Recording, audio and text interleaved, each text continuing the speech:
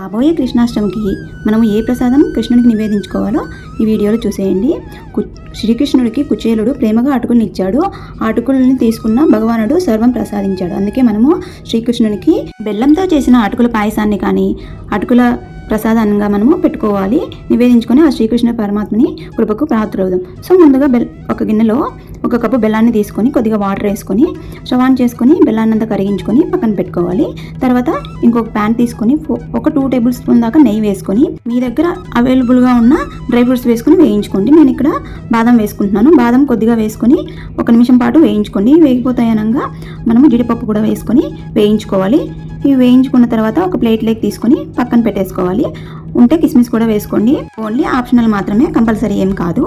So ఇవన్నీ తీసుకొని పక్కన పెట్టేసుకోండి. అదే ప్యాన్లో ఏ కప్పుతో అయితే మనము బెల్లం తీసుకున్నామో అదే కప్పుతో 1 కప్పు దాకా గట్టి అటుకులను తీసుకొని అదే మిగిలిన నెయ్యిలో వేయించుకోవాలి. 1 నిమిషం పాటు వేయించుకుంటే చాలు. అటుకులు చాలా తొందరగా వేగిపోతాయి. తర్వాత మనం ఏ కప్పుతో అయితే అటుకులు బెల్లం తీసుకున్నామో అదే కప్పుతో 3 కప్పుల దాకా పాలు పోసుకోండి. అలా లేకుంటే 2 కప్పుల పాలు 1 కప్పు నీళ్ళు కూడా వేసుకొని చేసుకోవచ్చు. నేను కంప్లీట్గా 3 కప్పుల పాలు వేసుకొని చేసుకుంటున్నాను. 1 పొంగు వచ్చే సరిపోతుంది. ఇవి 1 పొంగు వచ్చేలోపు ఉడికిపోతాయి. ఈ విధంగా ఉడికించేసుకొని తర్వాత మనము ముందుగా కరిగించి పెట్టుకున్న బెల్లాన్ని ఒక ఫిల్టర్ పెట్టుకొని ఇలా ఫిల్టర్ చేసుకోవాలి. ఇందులో ఇసుక గడ్డి ఏమన్నా ఉంటే ఇలా బయటకు వచ్చేస్తుంది. స్టవ్ ఆఫ్ చేసుకొని బెల్లం అనేది వేసుకోవాలి, లేకుంటే పాలు విరిగిపోతాయి. మనం ఈ ప్రాసెస్ చేసే లోపల బెల్లం అనేది గోరువెచ్చగా ఉంటుంది. ఇది ఒకసారి అంతా బాగా కలిపేసుకోవాలి.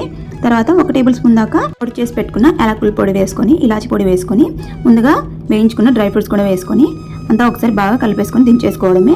ఆ శ్రీకృష్ణ పరమాత్మునికి ఈ నైవేద్యం నివేదించుకోవడమే. చాలా తక్కువ టైంలో చేసుకోవచ్చు. ఆ శ్రీకృష్ణ పరమాత్మకి ఎంతో ఇష్టమైన అటుకుల పాయసం రెడీ. మీ దగ్గర ఉంటే ఆఖరిలో దేవునికి నైవేద్యం పెట్టుకునేటప్పుడు కొద్దిగా పచ్చికర్పూరం నలిపి వేసుకొని ఒక తులసి దళాన్ని వేశారంటే ఆ శ్రీకృష్ణ పరమాత్మని దీవెనలు మన మీద ఎల్లప్పుడూ ఉంటాయి. Thank you for watching. Video నచ్చితే లైక్ చేయండి, సబ్స్క్రైబ్ కూడా చేసుకోండి.